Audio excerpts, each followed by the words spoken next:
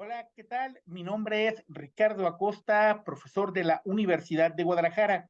Para mí es un placer formar parte de este segundo Congreso Internacional Innovación Docente, Educación y Transferencia del Conocimiento, en este simposio 8 denominado Innovación Docente y Educativa en Historia y Humanidades.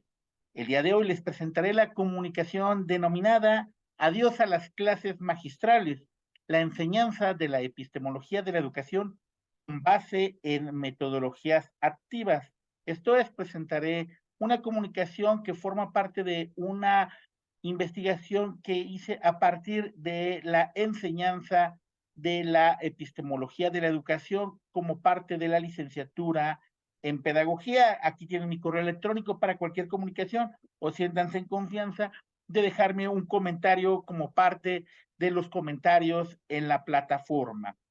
Es importante, pues, que señalemos que lo que hicimos en la investigación fue llevar a cabo un trabajo con dos grupos. Grupo A, en el que incorporamos las metodologías activas, y un grupo B, donde se llevaron a cabo las clases de manera tradicional.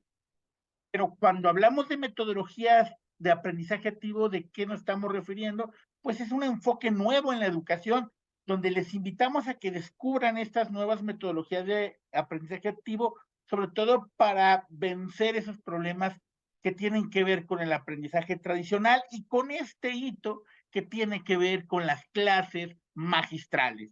Hoy en día es una regla de oro que nosotros como docentes no hablemos por más de 15 minutos, inclusive 5 minutos, sin escuchar a nuestros alumnos qué opinan, qué piensan, qué sienten, si les parece o no les parece lo que estamos diciendo. Porque cuando hablamos de una clase magistral, nosotros podemos llegar a pasar 90 minutos llevando una comunicación unidireccional sin podernos darnos cuenta si nuestros alumnos están o no aprendiendo. Y por eso yo hablo de tres reglas de oro especialmente muy importantes, o que podemos decir que forman parte del imaginario de lo que queremos cuando hablamos de metodologías activas. Primero, esta contraposición entre el aprendizaje activo y la clase magistral. No queremos clases aburridas. Los alumnos se aburren porque no forman parte del proceso. Tienes que jalar su atención, enganchar su atención de tal suerte que ese enganche se dé con la participación y que formen parte del proceso educativo. Si no forma parte del proceso tu alumno, no lo estás haciendo partícipe para generar un aprendizaje de carácter significativo. Por eso es importante que se trabaje con el segundo pilar que vemos aquí, que tiene que ver con el aprendizaje colaborativo, que también se puede ver como una estrategia didáctica, pero aquí lo podemos ver de manera transversal, y es que hacemos equipos. La vida real nos presenta que donde quiera que nos paremos, vamos a terminar siendo equipos en el trabajo, en la familia, en todas las sociedades, en los clubes deportivos. Tenemos y terminamos haciendo equipo, y hay que saber hacer equipo, saber poder convivir con la diferencia, con el otro, con aquel que no piensa como yo, que no actúa como yo, pero que forma parte de la misma sociedad en la que yo vivo. Y con esta experiencia que podemos hacerla divertida, hacemos un mayor grado de productividad y sobre todo de inclusión. Y sobre todo con esta dinámica del aprendizaje invertido, lo que se conoce como el aprendizaje invertido o flipped classroom. Y aquí pongo una pregunta muy interesante. ¿Qué pasaría si la tarea se convierte en trabajo de clase y el trabajo de clase se convierte en tarea? Y es que muchas de las veces nosotros como docentes le damos actividades y tareas a nuestros alumnos que no retroalimentamos, que no revisamos, que no monitoreamos. Y es importante que eso suceda.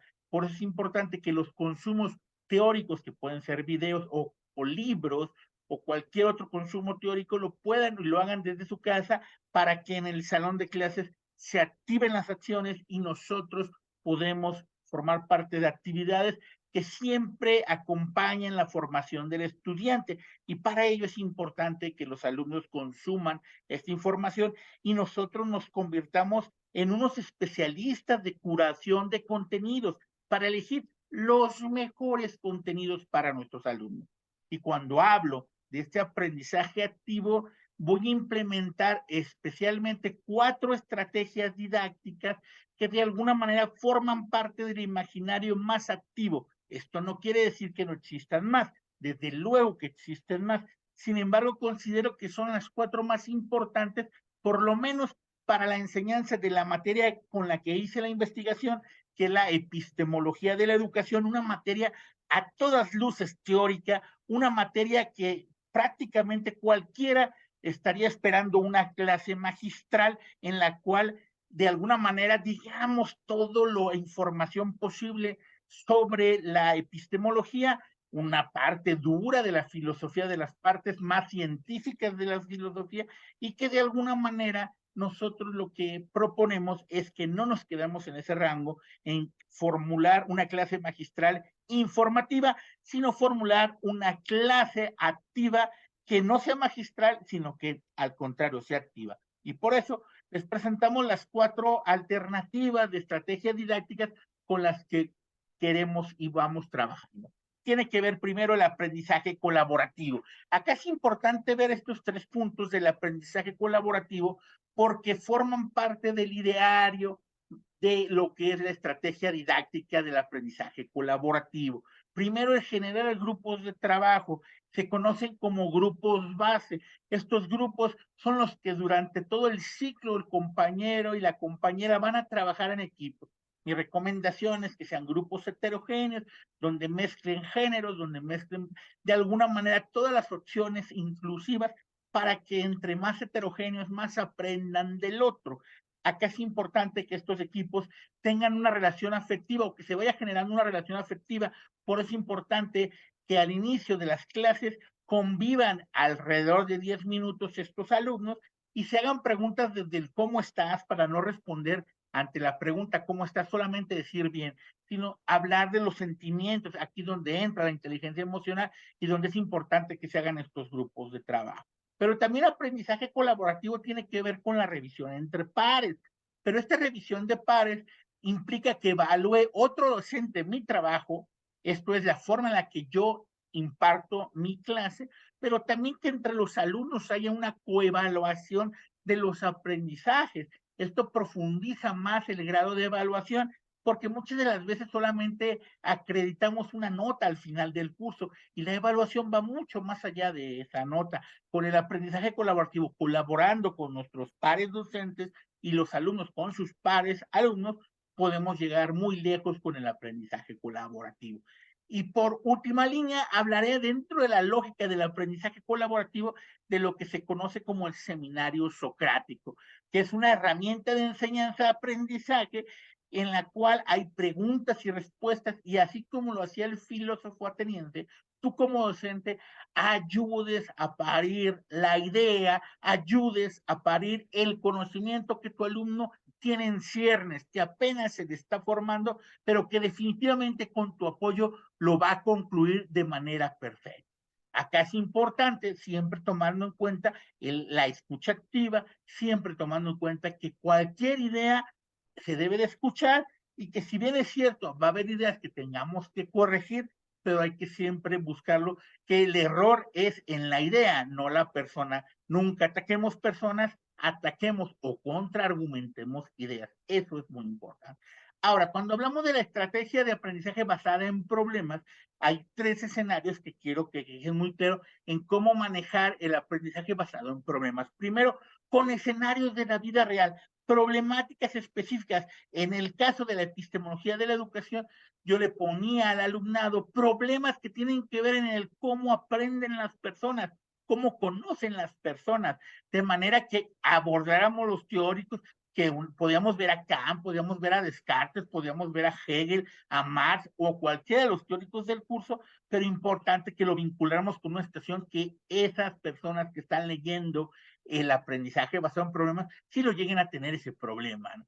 Y en la segundo pilar, que tiene que ver con el pensamiento crítico, es importante que nosotros como docentes desafiemos a los alumnos a pensar fuera de la caja. La caja forma parte de la educación tradicional, la caja forma parte de las clases magistrales. Adiós a las clases magistrales, bienvenida sea pensar fuera de la caja, bienvenido sea ser creativos. Hay que ser analíticos, hay que ser reflexivos, hay que ser creativos, y eso no se da pensando dentro de la caja. Y muy importante, el tercer pilar, enfoque centrado en el estudiante. Hay que cambiar el enfoque. Yo, docente, no soy en el que se focaliza el conocimiento. El aprendizaje se basa en el estudiante porque es el interesado más importante en el proceso de enseñanza-aprendizaje. No nosotros como docentes, ellos como estudiantes debemos de enfocar nuestro proceso en el estudiante, en el aprendizaje, en la generación de experiencias que puedan detonar en aprendizajes. Por eso el aprendizaje basado en problemas debe focalizarse con estos tres pilares y debe de formar parte de nuestras clases para activarla. Ahora, cuando hablamos del aprendizaje basado en proyectos, hay que aprender tres procesos también. El diseño de proyectos, esto es, hay que explorar cómo nosotros podemos diseñar estos proyectos y proyectos que activen la forma de hacer las cosas. El ejemplo que tenemos en el caso de mi clase de epistemología de la educación, ante la pregunta ¿cómo aprenden las personas? Pues habría que diseñar un proyecto, por ejemplo, basado en las etapas de Piaget, con un bagaje teórico adecuado, de tal manera que investiguemos un proyecto en el cual veamos en la práctica cómo aprende el niño en la etapa preoperacional. Eso hicieron algunas de las estudiantes y fue muy interesante los resultados que tienen que ver. Ahora, en el segundo pilar, las estudiantes en este caso tuvieron que presentar el proyecto y entonces de mi parte, ¿qué quedaba hacer? Alentar a que el estudiante presente el proyecto y mejore sus habilidades de comunicación para que de alguna manera ese proyecto que desarrolló, un proyecto de intervención con niños en etapa preoperacional, de alguna manera generara esa expresión oral, ese liderazgo que tiene el que nosotros presentemos proyectos, como puede ser en el caso de esta ponencia. Y por último, importantísimo, evaluar el proyecto. Hay que evaluar el proyecto, ya lo decía anteriormente, pero no solamente el decir está bien o está mal, eso es muy subjetivo. La reflexión de la evaluación y de la autoevaluación debe estar presente en el aprendizaje basado en proyectos. No podemos llegar a una rúbrica en la que solamente digamos está bien o está mal. Hay muchos matices en ese desarrollo porque cosas que están bien pueden ser mucho mejor de lo que se hicieron y cosas que relativamente están mal, seguramente hay cosas que podemos rescatar. Por eso es importante que como componente clave en el aprendizaje basado en proyectos, evaluemos el resultado de ese proceso proyecto. Posteriormente, y como cuarta estrategia didáctica, presentamos la metodología de casos. Inclusive hoy en día podemos desarrollar casos con unas buenas indicaciones, unos buenos prompts dentro de las inteligencias artificiales como puede ser ChatGPT. Tú le puedes pedir que desarrolle un caso, que luego lo expongas con tus alumnos y tratemos de resolver de alguna manera ese caso. Yo recomiendo que sean casos reales, te puedes apoyar con ChatGPT definitivamente o con otras inteligencias artificiales, pero que estén más apegados a la realidad concreta, a la realidad objetiva e intelectual de tu alumnado. En este caso, hay que llevarles ese viaje que representa el que se acerquen a la realidad. Entonces es importante aplicar teorías y conceptos a escenarios que tienen que ver con el mundo real que vive tu alumnado. El segundo punto base de la metodología de casos tiene que ver con la participación activa. Esto es, necesitamos involucrar en estos equipos de trabajo, por eso decía que hay que ser los heterogéneos, para que todos aprendan de todos, y hay que estimular la discusión, el debate o el análisis.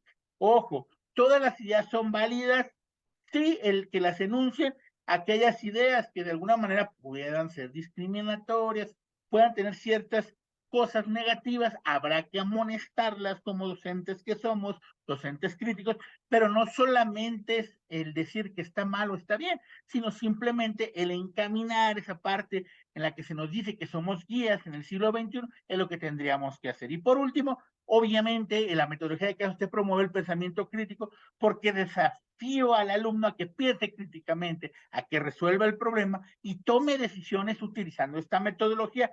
Esto es, para ver de qué manera el alumno va a terminar por solucionar el caso que le presenta. Las conclusiones finales a las que llegamos es que la metodología de aprendizaje activo no solamente se trata de una tendencia, no es una moda, porque luego como docentes universitarios les ponemos ese apodo, son modas, no. El aprendizaje activo llegó para quedarse. Hay que decirle adiós a la clase magistral, porque por una parte el alumno va a aprender más que con la clase magistral y por otra parte tu docente te vas a desgastar menos.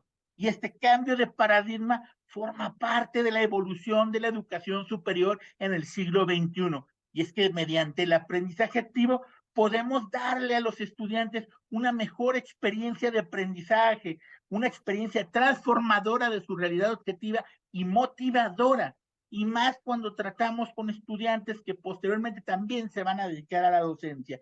Reproducir clases magistrales hoy, en 2023 o en cualquier año que siga, de verdad es perder el tiempo. Y no es que no sea valiosa la información, pero hoy en día nosotros somos nada comparado con el Internet y con las bibliotecas de la información que le podemos dar a un estudiante a partir de una conferencia magistral, a diferencia del aprendizaje activo, donde ellos van a consolidar su aprendizaje a partir de sus términos, de lo que diría Vygotsky, su zona de desarrollo próximo, a llevar y concretar ese conocimiento. Por eso, mi invitación, docente que me has escuchado durante estos minutos, es de que le digas adiós a las clases magistrales e implementes metodologías activas en tu clase y verás la diferencia de los resultados.